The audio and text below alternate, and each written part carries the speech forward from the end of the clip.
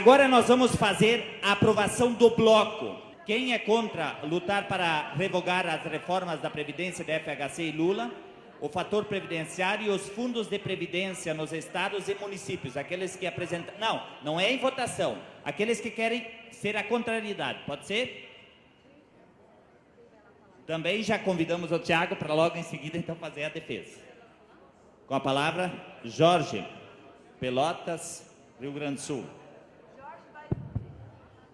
Bem, na verdade, ficou um pouco misturado as coisas ali. Uma questão é a reforma, uma questão é a questão do fator previdenciário que assola e dá prejuízo para os trabalhadores seletistas. Outra coisa é o fator previdenciário e os fundos próprios, que é preciso existir. Na medida que se revoga isso aqui, não só está misturado, como também a gente vai sucumbir diante de uma questão do fundo, por exemplo, que está próximo de nós. Os fundos próprios é uma coisa, o fator previdenciário é outra. Nós temos um regime seletista e um regime estatutário. Para mim, está de forma equivocada.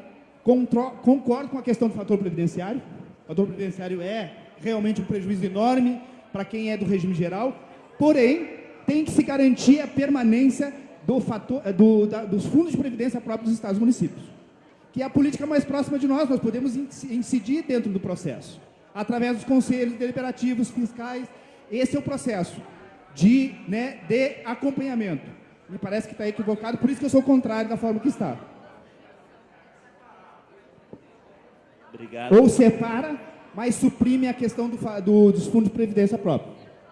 Nós não temos poder de alterar a proposta que foi elaborada por um delegado.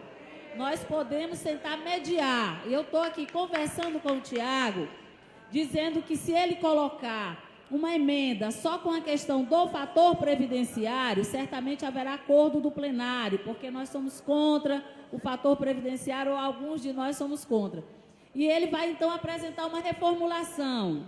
Ficaria aquela emenda: lutar para revogar as reformas da Previdência de FHC e Lula, o fator previdenciário. Ponto. Não situa a questão dos fundos de previdência, que deu a polêmica. Companheiros e companheiras, olha, a proposta que o companheiro fez, tentou-se buscar uma formulação que, para mim, é surpresa. Diz assim: lutar para revogar a reforma da Previdência da FHC e Lula e o fator previdenciário e os fundos de pensão de previdência. Pela proposta do companheiro Jorge, foi proposto parar até o fator previdenciário. E aí, tem companheiros aqui dizendo que nós não somos contra a reforma da Previdência do FHC e do Lula. A reforma da Previdência que aumentou a nossa idade, aumentou o nosso tempo de contribuição. Isso aqui é uma aquisição da Confetan e da CUT. As nossas plenárias anteriores, os nossos congressos anteriores, nós sempre reafirmamos a luta contra a reforma da Previdência, contra o fator previdenciário. E agora nós estamos revendo uma posição da Confetan, nós estamos revendo uma posição da CUT. Então, companheirada, aí não dá. Aí não dá. Alguém tem dúvida aqui que a gente foi contra e nós somos contra a atual reforma da Previdência? Alguém tem dúvida? O companheiro Liseu está dizendo: não, mas tem a figura dos fundos próprios. Nós não estamos discutindo isso. A discussão aqui é o seguinte: a reforma do Fernando Henrique Cardoso, a emenda 41 do Lula, isso foi bom para nós? Isso nós não queremos mudar? Sim, nós queremos mudar. E, portanto, essa questão é atualíssima. Isso nós já reafirmamos em outras plenárias. Para mim, é de espanto a gente achar que nós estamos revisando a nossa história. Então, quer dizer que nós estávamos errados, como dizia que a reforma do Fernando Henrique e a própria reforma do Lula retirava direitos nossos, companheirada. Então, aqui o menino tentou buscar um acordo. Houve acordo com o Jorge. E aí, nós vamos retirar do nosso passado a luta contra a reforma que retirou direitos nossos. Então, eu faço um apelo a esse plenário que os companheiros e companheiras aceitem essa proposta de resolução. Eu fui citado aqui, e aí acho que é complicado quando a gente quer pôr palavra na boca dos outros. Eu falei o seguinte: quando a gente fala revogar a reforma, a gente quer dizer o seguinte: volta à situação anterior, não é isso? Agora, na reforma da Previdência do FHC de 98, que criou o regime, o fator previdenciário que nós somos contra, também passou para o regime geral de Previdência todo o trem da alegria dos agentes políticos, secretários municipais, prefeitos, vereadores, deputados estaduais, federais e assim por diante, ministros, secretários de Estado. Imagine vocês qual seria a conta hoje se esse pessoal todo tivesse nos fundos próprios de Previdência. Então vamos parar com lavagem cerebral, jogar tudo numa redação e achar que a gente está sendo revolucionário. Eu sou pela luta de classe, pela justiça social, tá? Por isso que sou contra Marajá aposentado com dinheiro público. E nesse ponto a reforma estava correta. Nesse momento, então, nós colocamos em votação todo o texto número 1, o bloco, com todas as emendas colocadas, tá? E todos os delegados e delegadas que estiverem a favor, então, levantem seu crachá. Contrários? Abstenções? Obrigado. Partimos para o texto número 2, a partir da página 14. Primeira emenda, então, seria na página 17 que nós temos. No parágrafo 6. No final, a emenda seria aditiva. Ficaria todo o texto e no final se acrescentaria: e que as frentes de trabalho criadas pelos municípios sejam instrumentos de inclusão social, geração de renda e de qualificação profissional, e não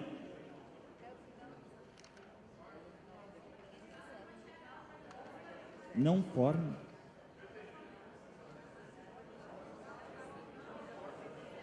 E não em forma de terceirização e rebaixamento de salário no setor público municipal. Temos alguma divergência? Não? Passamos então para a próxima.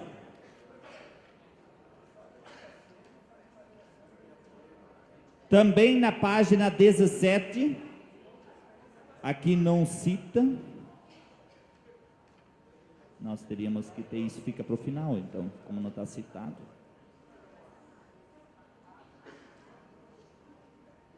Na página 18, emenda da FEMERS Rio Grande do Sul, seria também o item 18, depois de todos eles, então lá no final das lutas específicas. É que aqui nós teríamos que ver, ela está desorganizada, nós teríamos que ver pelas páginas, senão nós vamos estar. Tá. Então seria lutar pela aprovação da PEC 521, que trata da regulamentação necessária para termos uma lei complementar, a exemplo da Lei 11.738, que nasceu a partir da Emenda Constitucional número 53, piso do magistério, para implementar a Lei do Piso dos Servidores Públicos, instituindo o salário mínimo vigente em cada estado como inicial de menor carreira. Nenhuma divergência, seguimos para o próximo. Chagas, São Paulo, também lá no final, então, defender os seguintes pontos em relação aos trabalhadores da Guarda Civil Municipal. A. Política permanente de valorização profissional. B. Construção de códigos de conduta pautado pelos valores da disciplina e hierarquia, norteados pelos princípios e direitos humanos. C. Reformulação dos procedimentos operacionais padrão, desde a formação, ingresso na carreira, aos cursos de aperfeiçoamento profissional, priorizando a prevenção e a dignidade da pessoa humana. D. Orientar as federações e sindicatos a participarem da luta dos trabalhadores da Guarda Civil Municipal, tendo em vista que a Conferência Nacional de Segurança Pública, realizada em 2009, aprovou a regulamentação. O Conselho Nacional de Segurança já se posicionou favorável. E apoiar projeto de lei de iniciativa popular que está sendo construído para a regulamentação das guardas civil municipal. Seguimos. Destaques, contrariedade. Vão então conversar com o pessoal de Chagas, São Paulo, para nós voltarmos então posteriormente aqui, se tem já consensuação. Partimos para a próxima, que é apresentado por FESMUS do Paraná. Produzir material educativo abordando o papel e a importância dos agentes de trânsito e guarda municipal. Alguma contrariedade? Seguimos. FETAM São Paulo, todas essas no final do texto 2. Adotar o slogan: sem trabalhador público, a cidade para o dia 28 de outubro, tendo em vista a valorização dos trabalhadores do serviço público. Ainda, fortalecer a aliança entre o movimento sindical do serviço público e os usuários através dos movimentos sociais e populares. Ainda, lutar contra todas as formas de privatização e terceirização nos serviços públicos, especificamente contra a implantação das organizações sociais e fundações públicas de direito privado. Ainda, elaborar dossiês gerais e setorizados que comprovem o prejuízo das terceirizações à qualidade dos serviços públicos prestados diretamente. Seguindo, fortalecer a luta por abertura de concursos públicos. Ainda, reafirmar a luta pelo fim da lei de responsabilidade fiscal nos aspectos que aprofundam a precarização dos trabalhadores, privatização e terceirização no serviço público e garantir que as verbas públicas sejam aplicadas exclusivamente no serviço público. Voltamos então. Carlos Roberto, São Paulo, referente Leandro. à página 17. Que as frentes de trabalho criadas pelos municípios sejam instrumentos de inclusão social, geração de renda e de qualificação profissional, e não formas de terceirização e rebaixamento de salário no setor público municipal. Não? Seguimos. Ainda a página 18, depois do 5º. Por Gilberto, Rio Grande do Norte. Considerando que políticas públicas básicas ocorrem no lugar onde as pessoas vivem e convivem, é urgente construirmos em nossos municípios espaços de discussão junto aos parlamentares locais, criando a Frente Parlamentar em Defesa do Serviço Público Municipal. Também sem destaque. Então, esses que não tiveram destaque estão aprovados.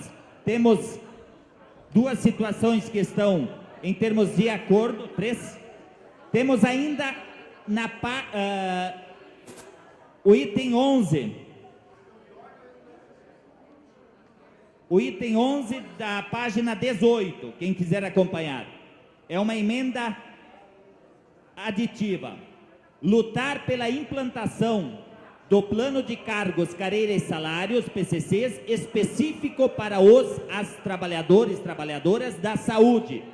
E aí acrescenta assistência social.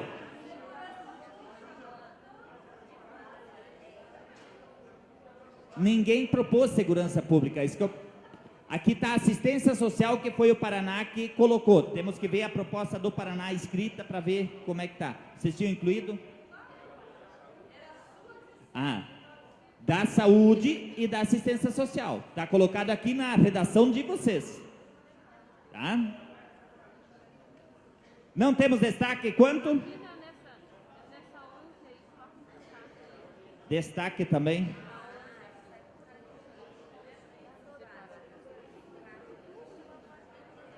Senta com o pessoal, ó.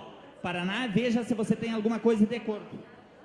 Vincular o repasse e o aumento do fundo de participação dos municípios com a implantação e ou a revisão dos planos de carreira, no máximo a cada 10 anos. Nada? Seria essas as que nós temos referente ao texto 2. No texto apresentado pelo companheiro Chaga, página 18, a ser acrescentado no final do texto, os companheiros construíram aqui um consenso que nós vamos estar lendo e submetendo ao plenário. O companheiro vai ler porque ficou de mais fácil compreensão com a letrinha dele. Aqui, que a gente colocou, né, no ponto que eu fiz do aditivo, é lutar pela construção de código de condutas pautado pelos valores da disciplina e hierarquia, norteados pelos princípios de direitos humanos. E aí acrescenta, após direitos humanos, combatendo o modelo de militarização das guardas municipais.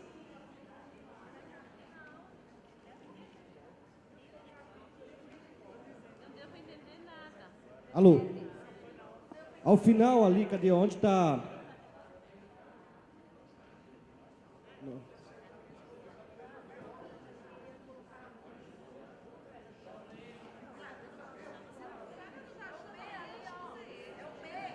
Direitos humanos, a palavra é direitos humanos no final.